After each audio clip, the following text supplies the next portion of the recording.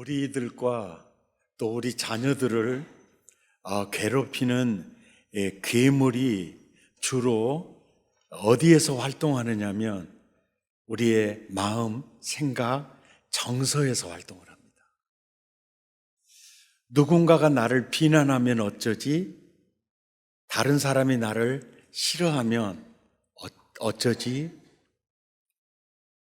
다른 사람들의 평가의 노예가 되어 세상을 살아가는 어린이들, 청소년들, 청년들이 많이 있습니다.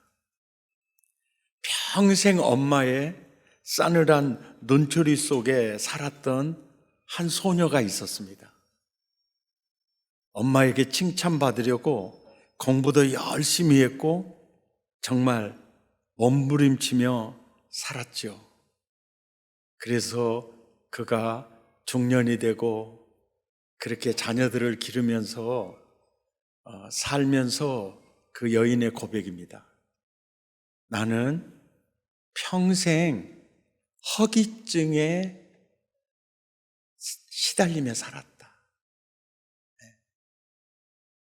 그러니까 엄마의 기대치를 채워주지 못하는 그 목마름이 그 여인의 정서를 평생 허기증에 시달리게 했다는 거죠. 종말 시대를 살아가는 우리들에게 주시는 9번째 지침은 뭔가? 오늘 본문 5절에서 9절까지 보면은 이런 거예요. 그 아름다웠던 성전이 돌 위에 돈 하나도 남지 않고 무너뜨려지게 될 거다. 그리고 난리의 소문이 들릴 거고 소요의 소문이 들릴 거다. 그럴 때 두려워하지 말라 그런 거예요. 두려워하지 말라. 이 9번째 지침은 둘째 지침과 셋째 지침과 넷째 지침과 밀접한 관계가 있어요.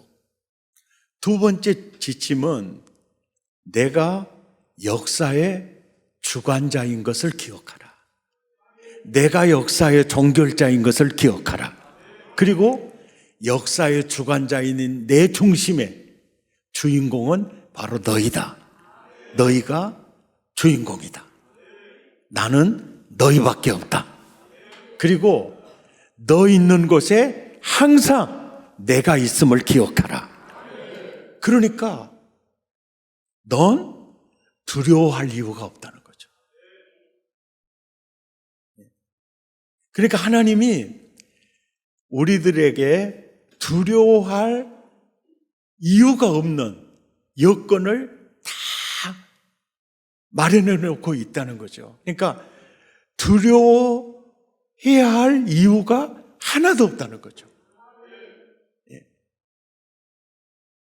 그런데도 우리는 자꾸 두려움이 파도처럼 밀려옵니다. 그래서 성경을 보면 창세기부터 요한계시록까지 명령 중에 두려워하지 말라는 명령이 계속 이어집니다. 두려워하지 말라. 여호수아에게 이렇게 말합니다. 두려워하지 말며 놀라지 말라.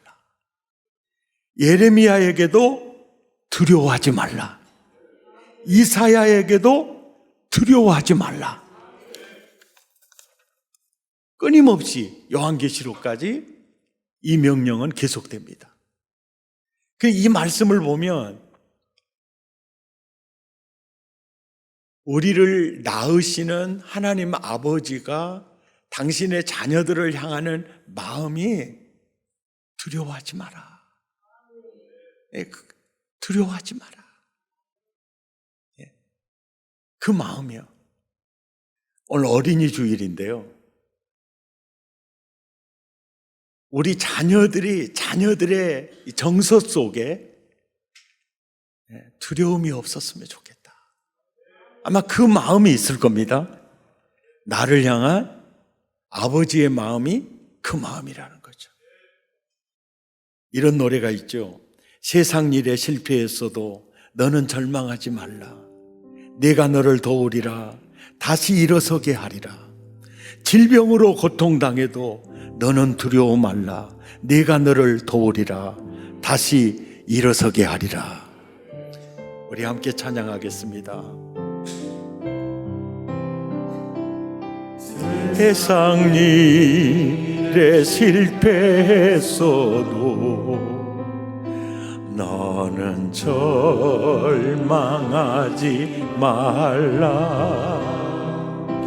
내가 너를 도우리라. 다시 일어서게 하리라. 질병으로 고통당해도 너는 두려워 말라. 내가 너를 도우리라. 다시 일어서게 하리라. 나를 버린 자들도 내가 사랑하거늘 하물며 너희를 그냥 두겠느냐. 나는 너와 함께하는 너의 하나님이니 의로운 오른손으로 널 붙들리라. 내가 너를 굳세게 하리라. 너를 크게 세워주리라. 너로 하여금 나를 증거하도록 내가 너를 도우리라.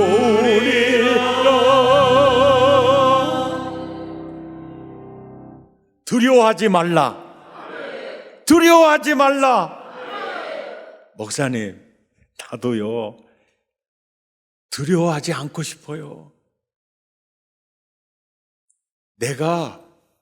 난 두려워하지 않을 거야.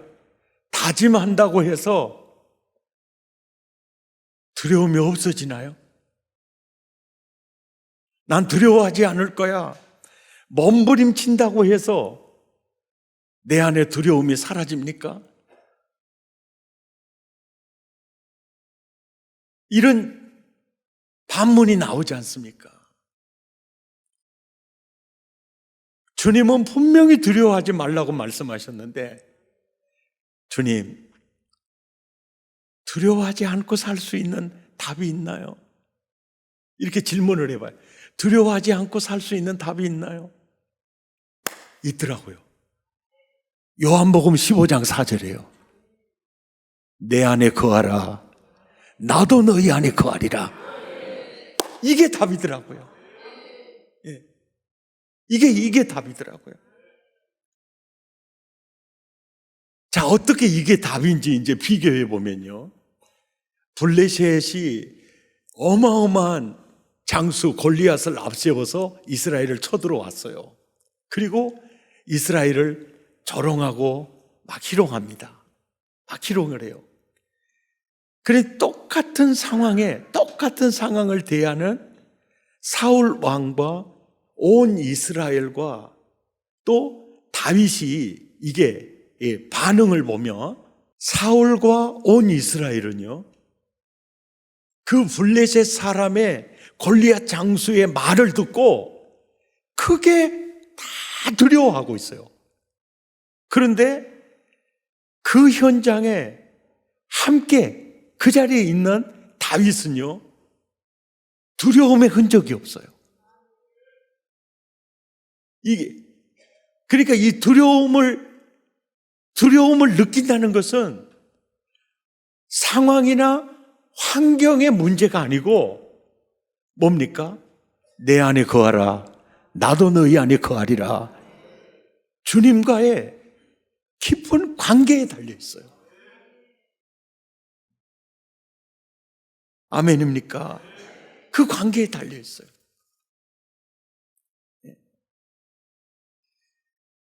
댄 바우만이라는 그 선교사님이 계시는데요. 굉장히 훌륭하신 선교사님이세요. 이분은 이란에 억류되어서 순교당할 줄 알았는데 하나님이 풀어줬어요. 근데 부모가 댄 바우만 선교사님 못지않게 훌륭한 면이 있는 게 이란에 억류되어 있을 때 그 아들을 위해서 기도할 때 이렇게 기도해요. 빨리 나오게 해주세요. 석방되게 해주세요. 이게 아니고요. 이란에 억류되어서 하나님의 뜻이 온전히 이루어지기를 원합니다.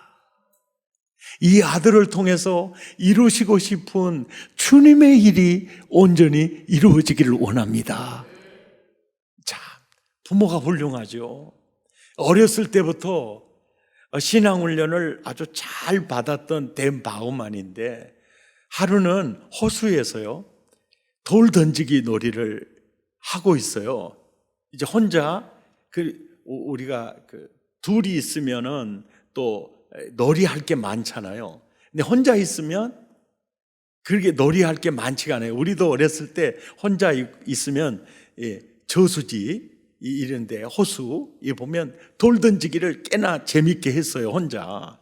근데 한참 돌을 던지는데 이분이 일생을 이끌어갈 체험을 이제 하게 됩니다. 그 체험이 무슨 체험이냐면 하나님이 바우만에게 다가가가지고 하나님의 음성이 들리는데, 야, 나도 너랑 같이 돌 던지기 하면 어떠겠니? 라고 물어요. 근데 딱 느낌이 이건 하나님 소리로 느꼈어요. 누구세요? 하나님이세요?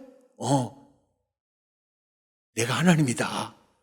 아니, 하나님이 할 일도 많을 텐데 나랑 돌 던지기 놀이 하려고 하세요? 왜 그래요? 혹시 사탄 아니에요? 아니야. 할 일 많은 하나님이, 큰 일을 하시는 하나님이 이렇게 하찮은 돌 던지기를 왜 나와 함께 하시려고 해요? 내가 너와 함께 있고 싶어서 그래. 이게 어마어마한 은혜였어요. 네가 돌 던지기 하고 있으니까 내가 너와 함께 돌 던지기 하고 싶은 거야. 이때 바우만이 하나님은 나와 함께 살고 싶어 하시는구나. 하찮은 놀이라도 나와 함께 하고 싶어 하시는구나. 이 체험을 했어요. 그래서 하나님이 나에게 정말 원하는 거는 나는 너와 함께 있고 싶어. 그래서 나는 돌 던지기도 너와 함께 하고 싶어. 이걸 깨닫고 그 소년 시절부터 늘 주님 안에, 주님과 함께, 주님과 대화하면서 이게 습관이 되고 그의 삶이 되었습니다. 그러니까 이란에 억류되어 있을 때도 두렵지 않은 거예요. 그래 나중에 이란에서 석방이 돼서 나옵니다. 기도 응답이었죠. 그리고 중국으로 이제 선교하러 가서 또 중국에서 이 공산당들에게 억류됩니다. 그런데 그 공안들에게 하나님은 당신을 사랑하십니다. 당신을 향해 놀라운 계획을 가지고 있습니다. 그러면서 늘 갇혀 있으면서도 항상 입에서는 노래, 찬송이 끊어지지 않죠? 얼굴이 스데반처럼 천사 같은 거예요. 그러니까 공안들이 당신 두렵지 않아? 당신 죽을지도 몰라. 하나도 두렵지 않아요. 그래서 세상이 감당할 수 없는 사람들이다라고 하는 거예요. 어떤 부정적인 정서도 없어요. 왜죠? 억류되어 있을수록 주님과의 관계가 더 깊어지는 겁니다. 끊임없이 그분과 대화하고 사는 거예요. 아멘입니까? 예. 그래서 이제 주님이 우리에게 그래요. 마태복음 1장 23절을 봐봐라. 하나님인 내가 왜 육체를 입고 이 땅에 성탄했냐? 임마누엘 하기 위해서야. 요한복음 14장 16절과 20절을 보면 왜 내가 보혜사 성령을 너희에게 보내준 줄 아니? 그 성령을 통해서 성령이 임한 그날 내가 너희 속에 있고 싶어서 그래. 아멘. 데살로니가전서 5장 10절에 내가 왜 십자가에서 죽은 줄 아니? 깨어있든지 자든지 너와 함께 살고 싶었어. 요한복음 14장 18절과 19절을 보세요. 내가 왜 다시 살아났는 줄 아니? 내가 살아있고 너희도 살아있겠습니다. 왜 내가 부활한 줄 아니? 내가 너를 고아와 같이 버려두지 아니하고 너와 함께 살고 싶었어요. 아멘입니까? 그래서 혹자는 이런 노래를 지었습니다. 알 수 없는, 보이지 않는, 끝도 없는 막막함, 디딜 것도 머물 것도 쉴 것도 없는 삶. 이 어두움 속 암흑 한가운데로 홀로 나를 바라보시는 분이 계셨죠. 아무도 없는 이곳으로 그분이 내게 다가오셨습니다. 그분이 바로 예수이십니다. 그래서 나는 예수로 삽니다. 알 수 없는, 보이지 않는, 끝도 없는 막막한, 디딜 곳도 머물 곳도 쉴 곳도 없는 삶. 이 어둠 속 암흑 한가운데를 홀로 바라보시는 분, 아무도 없는 이곳으로 다가오시는 그 한 사람,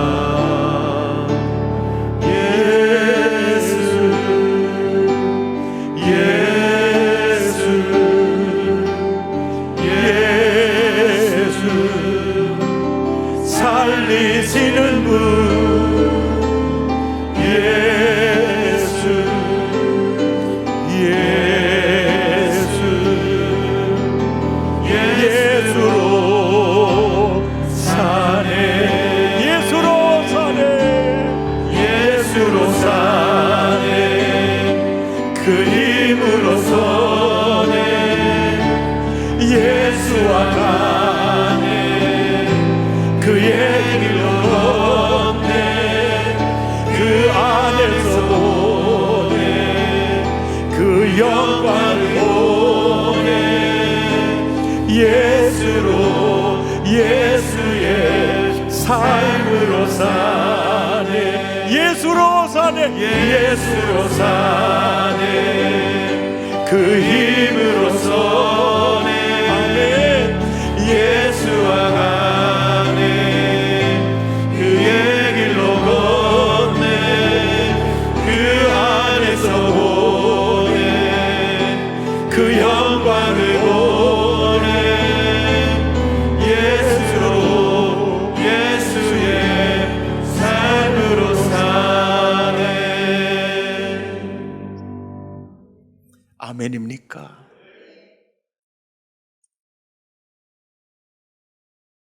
디딜 것도 아무도 없는 그곳으로 나와 함께 살고 싶어서 다가오시는 예수님, 그 주님을 발견하고 나는 예수로 사네, 그 힘으로 걷네, 그 안에서 그분을 보내, 그 안에서 세상을 보내. 그러면 부정적인 정서로부터 우리는 자유로울 수 있습니다. 그러니까 이런 부정적인 정서는 상황에 달려 있는 게 아니고 그분과 나와의 관계에 달려 있어요. 그래서 순교도 웃으면서 할 수 있습니다. 아멘입니까? 방송통신대학 경제학과 교수님이신데 그분이 참 글을 잘 쓰셨어요. 일간지에 칼럼을 많이 이렇게 그분에게 요청을 했습니다. 이제 그분의 칼럼 중에요, 아주 특이한 제목이 있었어요. 이게 눈길을 확 끄는 제목이에요. 괴로움, 억울함, 두려움, 불안함. 그러면서 칼럼의 시작글이 그래요. 한국인을 사로잡고 있는 정서를 이렇게 요약할 수 있습니다. 네. 이것은 나만 괴로움을 당하는 게 아니에요. 나만 억울함을 느끼는 게 아닙니다. 한국인들 모두가 이 정서에 시달리면서 살고 있어요. 오늘 어린이날입니다. 그래서 자녀들을 생각하죠. 그럴 때 그 자녀들을 생각을 할 때, 그 자녀들을 생각할 때 우리의 바람이 있다면 괴로움을, 억울함을 이렇게 느끼지 않으면서 살 수 있으면 참 좋겠다.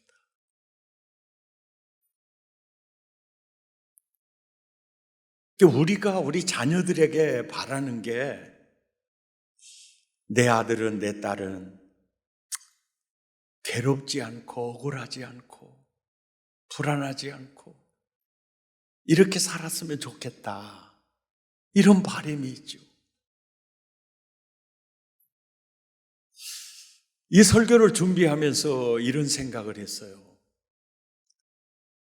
하나님, 내 아들도 내 딸도 괴롭지 않고 불안하지 않고 두려움이 없이 살았으면 좋겠어요 하면서, 하나님, 아니, 인간을 창조하실 때 아예 두렵지 않고 괴롭지 않고 그렇게 왜 창조하지 않으시고 괴로워야 하고 불안하고 두려움 이렇게 느끼게 하셨어요. 이 설교를 준비하면서 하나님께 물었어요. 반문했어요. 그러면서 늘 생각했어요. 걸으면서도. 아니 우리한테 두려워하지 말라, 이렇게 말씀하셨는데 우리가 두려워하고 부정적인 정서에 시달리는 거 가슴 아파하시면서 왜 하나님 인간을 지으실 때 꼭 이런 정서를 느끼게 고통을 이렇게 당하며 살게 하셨어요? 아마 분명히 이게 우리에게 유익된 점이 있으니까 하나님 허락하셨겠죠, 이런 생각으로 이제 발전이 되면서 제가 깨달은 게 뭐냐면, 너 이번에 지은 드림채플 옥상 위에 올라가 난관에 서가지고 새처럼 한번 이렇게 해볼 용이 있냐 그러니까 지금부터 다리가 떨리는 거예요. 거기 딱 깨달아지는 게 뭐냐면, 두려움, 이 불안, 이게 뭡니까? 우리를 보호하는 겁니다. 빨리 피해. 너 그 자리는 위험한 거야. 빨리 그 자리 가면 안 돼. 이게 이제 부정적인 정서가 그 일을 하는 거예요. 이게 분명히 부정적인 정서인데 긍정적 기능을 하는 거예요. 아멘입니까? 자, 괴로워요. 너무 괴로워요. 이게 뭐요? 너무 괴로워요. 너무 괴로워요. 그러는데 괴로움은 우리에게 어떤 기능을 하지? 딱 떠오르는 이 복음서인가요? 괴로울 때 주님의 얼굴 보라.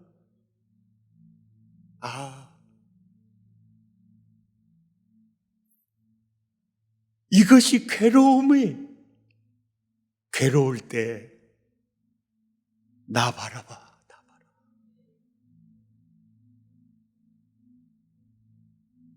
불안하냐? 내가 너의 피난처야. 내가 너의 피난처야. 외로우냐? 내게로 와. 내가 너의 친구야. 내가 너의 친구야.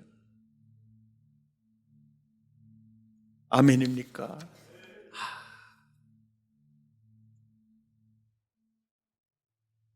임사호천이라는 말이 있죠. 이 말이 왜 생겼느냐면 스님이 배를 타고 가다가 배가 갑자기 뒤집어져 버렸어요. 그러니까 이분이 나미아비타불의 생각은 안 났는지 아이고 하나님 그랬어. 아이고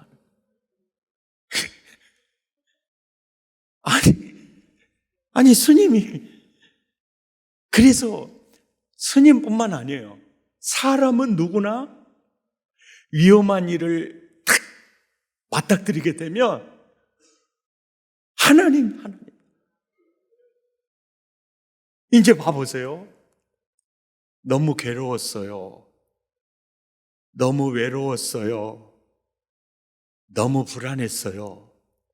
그것이 나를요, 하나님 품으로 이끄는 겁니다. 그러니까 부정적인 정서가 우리에게 꼭 필요한 거예요. 아멘입니까? 꼭 필요한 거예요. 예. 미국 전 부통령, 트럼프 대통령, 그 다음에 부통령 펜스, 이번에 국내에 오셔가지고 서울 사랑의 교회에서 새벽 집회를 인도를 하시더라고요.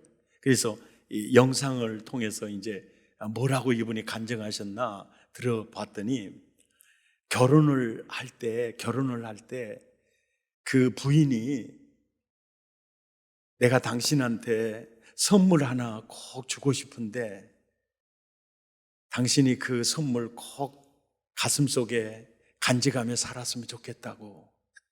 그래 뭐냐 그러니까 예레미야 29장 11절이었어요. 여호와의 말씀이니라. 여호와의 말씀. 너희를 향한 나의 생각은 내가 아나니 평안이요 재앙이 아니니라. 너희에게 미래와 희망을 주는 것이니라. 이 말씀이에요. 이 말씀을 이제 선물로 주는 거예요. 받아보고 너무 좋아서 여보 우리 이 말씀 가운 삼자. 이 가운 삼자. 그래서 집에 이제 걸어놓고 늘 이제 이 말씀을 통해서 주님을 바라보고 주님과 교제하는 겁니다. 그러니 사람이 살다 보면 괴로울 때 있잖아요. 억울할 때 있잖아요. 불안하고 두려울 때 있지 않습니까? 그때마다 이 말씀을 봤다는 거예요.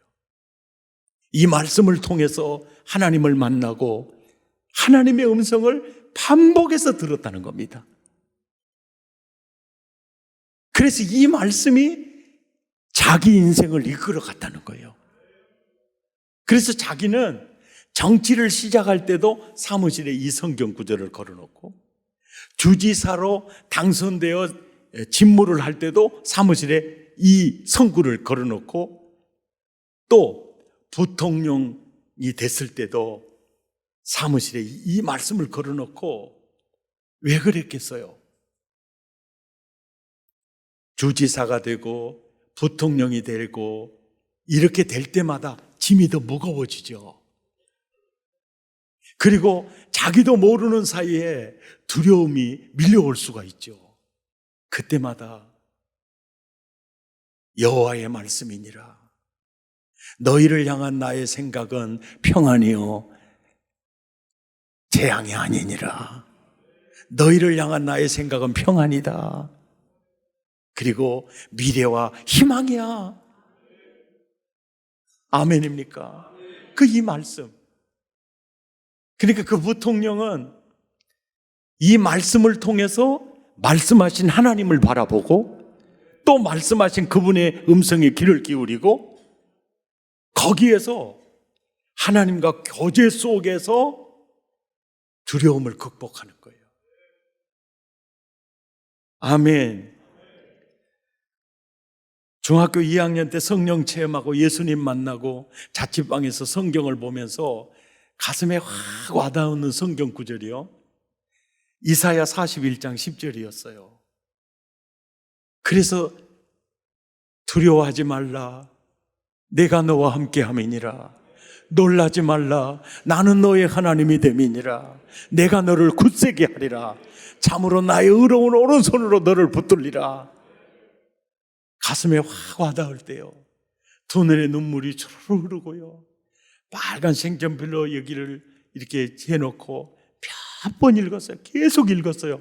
그랬더니 외워지더라고요. 시내버스를 타고 가면서 두려워하지 말라, 내가 너와 함께함이니라. 놀라지 말라, 나는 너의 하나님이 됨이니라. 내가 너를 굳세게 하리라. 참으로 나의 의로운 오른손으로 너를 붙들리라. 두렵고 불안할 때마다 이 말씀을 묵상하면서 이 말씀을 통해서 하나님을 바라보고 하나님과 교제하면 나도 모르는 사이에 불안한 마음은 평안으로 채워지고 두려움은 사라지는 걸 느꼈어요. 청소년 시절부터 사람은 누구나 다 외로움을 느끼죠. 외롭죠. 예. 외로움을 느끼지 않은 사람은 인생을 논할 수가 없죠. 누구나 다 외로움을 느낍니다.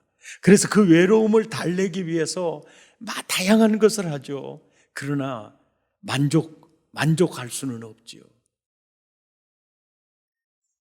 청소년 시절부터 외로울 때마다 제가 붙드는 말씀은요, 이사야 49장 15절이었어요. 여인이 어찌 그 젖먹는 자식을 잊겠으며 자기 태에서 난 아들을 긍휼히 여기지 않겠느냐. 그들은 잊을지라도 나는 너를 잊지 아니할 것이라. 이 말씀을 통해서 주님을 바라봅니다. 주님의 음성이 들립니다. 외로움이 사라져요. 예수 믿습니다. 기도도 합니다. 개인적으로, 가정적으로, 교회적으로 정말 만나고 싶지 않는 사건들을 또 만나게 됩니다.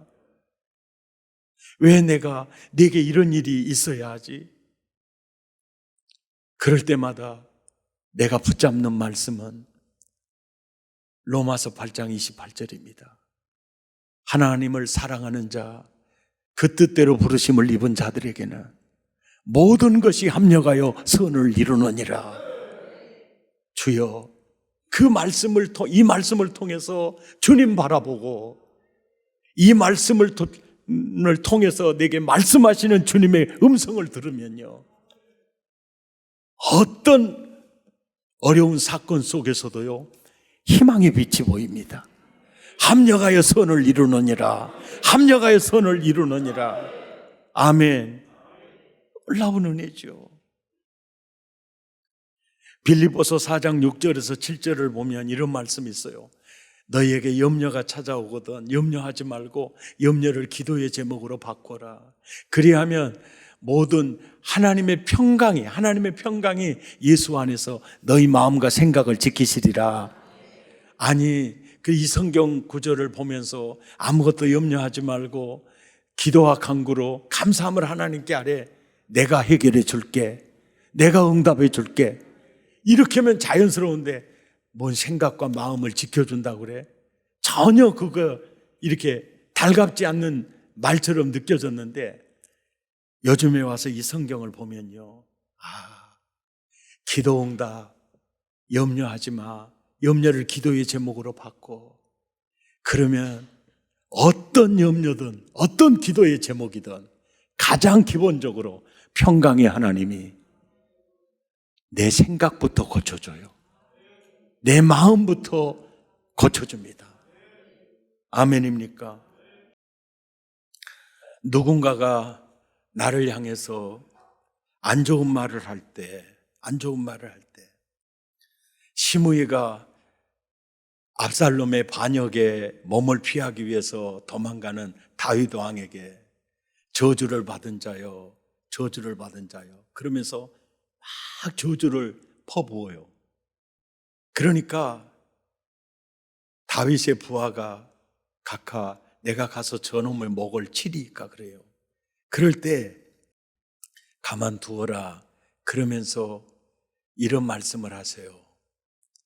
여호와께서 나의 원통함을 보시고, 개역성경에는 그렇게 돼 있어요. 여호와께서 지금 내가 저 시므이라는 사람에게 이 저주를 퍼붓는 저 욕을 하나님이 들으시고,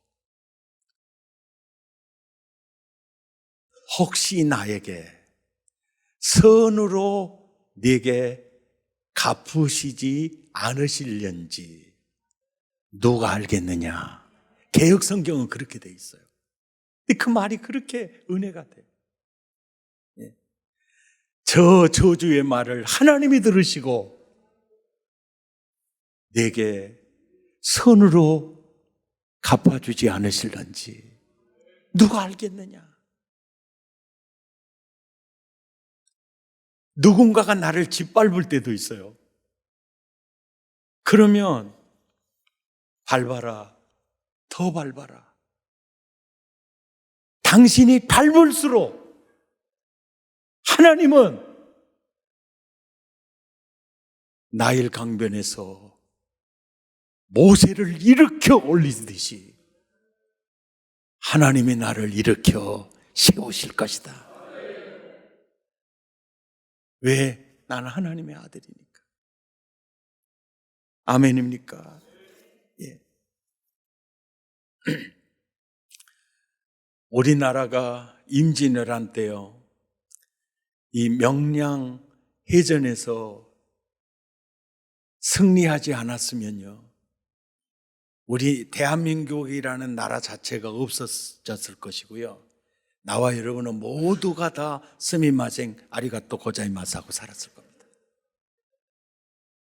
야, 그 장수 한 분이요, 이 나라 구한 거예요.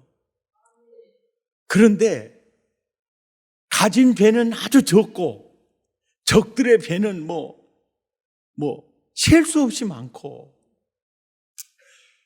그럴 때 이순신 장군이 깊은 장고에 빠져요. 두번 물출을 합니다. 그 장군의 아들이 너무 걱정이 돼서 아버지한테 자꾸 가면 말을 걸 수 없을 정도로 깊은 장고에 빠져 있어요. 아주 어렵게, 아버지 왜 그러세요? 그럴 때 무서운 적이 바다에 있는 것이 아니라 내 속에 있다. 그것이 무엇입니까? 두려움이다. 이 두려움을 내가 이기지 못하면 어떻게 부하들을 이끌고 적진을 향해서 나갈 수가 있겠느냐? 그러다가 그분이요, 두려움을 딛고 일어설 진리를 발견합니다. 직접 보여드리겠습니다. 영화를 보여드리겠습니다. 나는 바다에서 죽고자 이곳을 불태운다. 더 이상 살 곳도 물러설 곳도 없다. 목숨에 기대지 마라.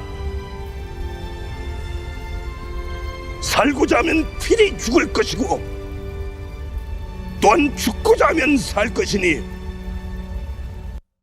명봉독을 마치겠습니다. 그래 이제 또 설교를 시작하시.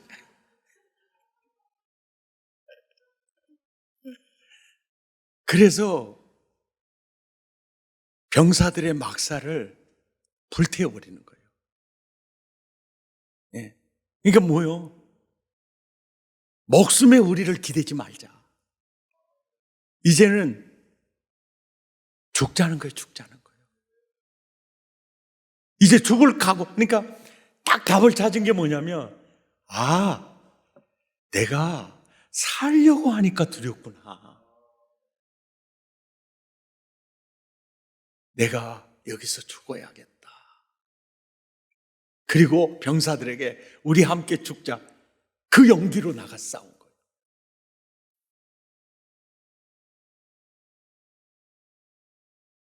이런 베드로의 이 노래가 생각이 나더라고요. 새벽 다구울 때 난 괴로웠어. 풍랑이 일면 난 무서웠어. 하지만 이제 두렵지 않아. 이 세상 끝까지 주님을 위하여 죽을 텐데 수없이 많은 사람들 위해 당신이 바친 고귀한 이세 영원히 당신과 함께 있고파 사랑의 십자가를 맞이하네. 교통사고로 경추 2번이 골절돼서 걷지 못할 때, 딱 일어설 정도로 회복이 됐을 때, 그때 생각했죠.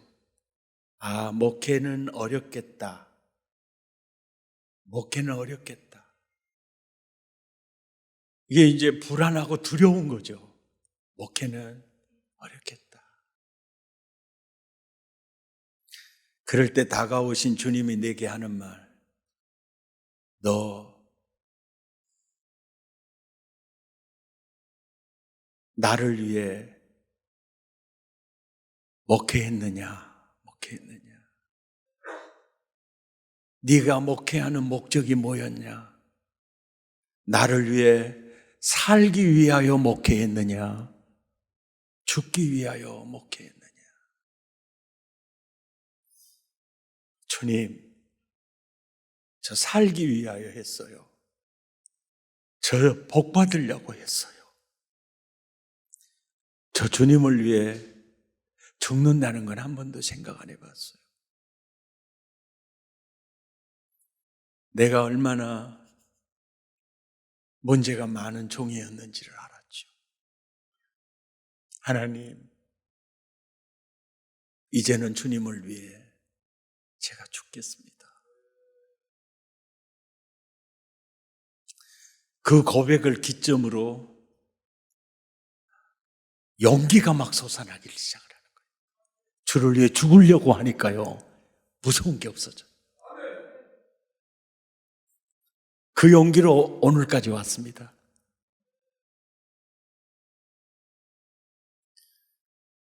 이제 말씀을 정리하겠습니다. 괴로움, 억울함, 두려움, 불안함, 이 부정적인 정서를 하나님이 우리에게 허락하신 것은 우리를 보호하기 위해서요. 우리를 살리기 위해서요. 왜요? 이것을 통해서 괴로우냐? 나 바라봐. 외로우냐? 나는 너와 함께 있고 싶어. 나는 너의 친구야. 두려우냐? 불안하냐? 내 안에 거하라. 나도 너희 안에 거하리라. 하리라. 이 부정적인 정서가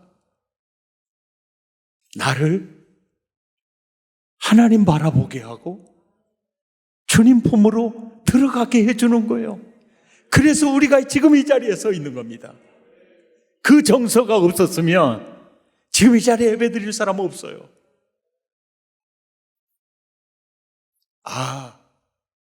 부정적인 정서에 이런 긍정적 기능이 있어요. 그런데 또 놀라운 것은 뭐냐면 이 부정적인 정서 지수가 높아지잖아요.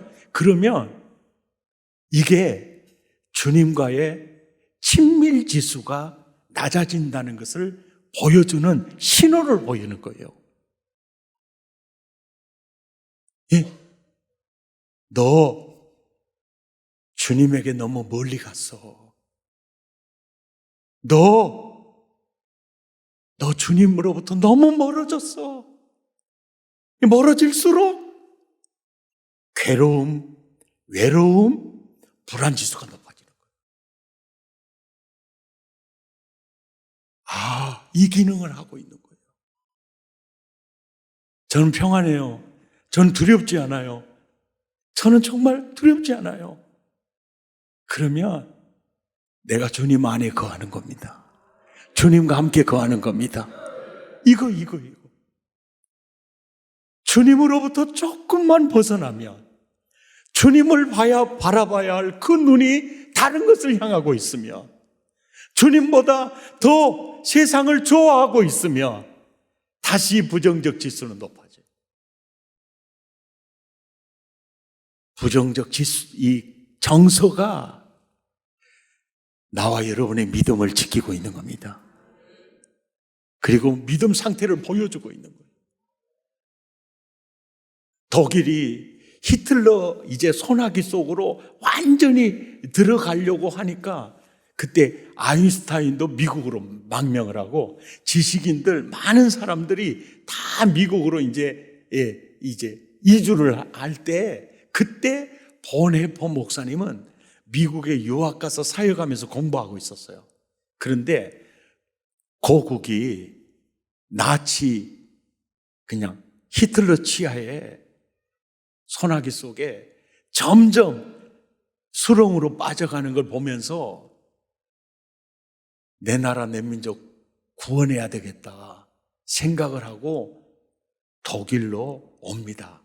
와서 판단을 합니다. 저 히틀러는 미치광이 운전수와 같고 그 미치광이 운전수가 운전대를 잡고 몰고 가는 이 버스 안에 탄 승객은 모두 독일 사람이다. 독일을 구하려면 저 미치광이 운전수를 죽여야 한다. 운전대에서 끌어내려야 한다. 그래서 히틀러 암살 조직에 목사가 가담합니다. 이게 무슨 온당하냐, 온당치 않느냐 이런 논란이 많이 있었습니다. 근데 지금 그것을 논하고자 이 얘기한 게 아니고요. 그렇게 해서 가담해가지고 잡혀버렸어요. 그리고 사형원돈을 받고 집행날만 기다리고 있습니다. 그때 얼마나 초조하고 불안하겠어요. 인간적으로 생각해보면. 그런데 그때 이분이 쓴 시가 이 시예요. 그 선한 힘에 고요히 감싸요. 그 놀라운 평화를 누리며 하루하루가 늘 새롭다. 이 사형수가 있을 시가 아니잖아요. 그 이유가 어디 있습니까? 그 선한 힘에 감싸여 있는 거예요.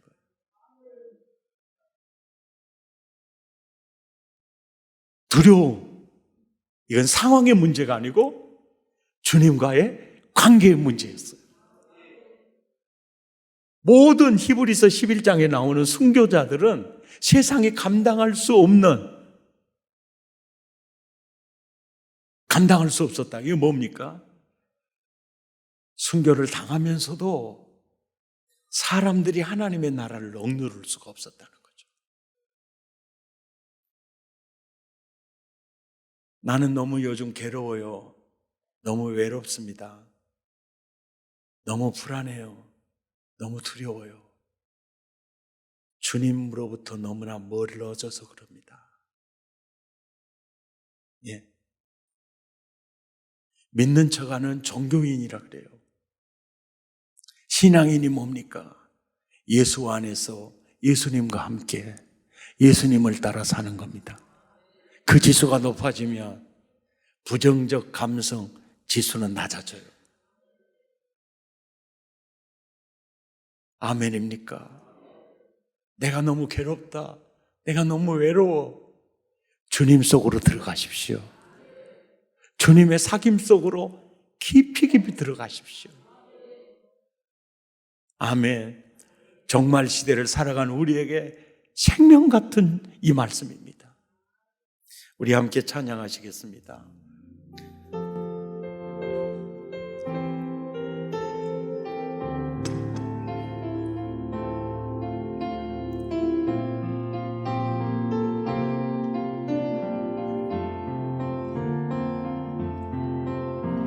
그 선한 힘에 고요히 감사하여 그 놀라운 평화를 누리며 나 예수님과 함께 걸어가네. 나 예수님과 새 날을 여네. 그 선한 능력 우리 감사시니 믿음으로 일어나리 기대하네. 주 언제나 우리와 함께 계셔. 하루 또 하루가 늘 새로워. 지나가 넘은 어둠의 날들이 무겁게 내 영혼 짓눌러도 오 주여 우리 외면치 마시오. 약속의 구원을 이루소서. 그 선한 능력을 감사시니 믿음으로 일어나니 기대하네. 주 언제나 우리와 함께 계셔. 하루 또 하루가 늘 새로워. 주께서 밝히신 작은 촛불이 어둠을 헤치고 타오르네. 그 빛이 우리 모두 하나 되어 온 세상에 비추게 하소서. 아멘. 그 선한 능력 우리 감사시니 믿음으로 일어나니 기대하네. 주 언제나 우리와 함께 계셔. 하루 또 하루가 늘 새로워. 이 고요함이 깊이 번져갈 때 저 가슴 벅찬 노래 들리네. 다시 하나가 되게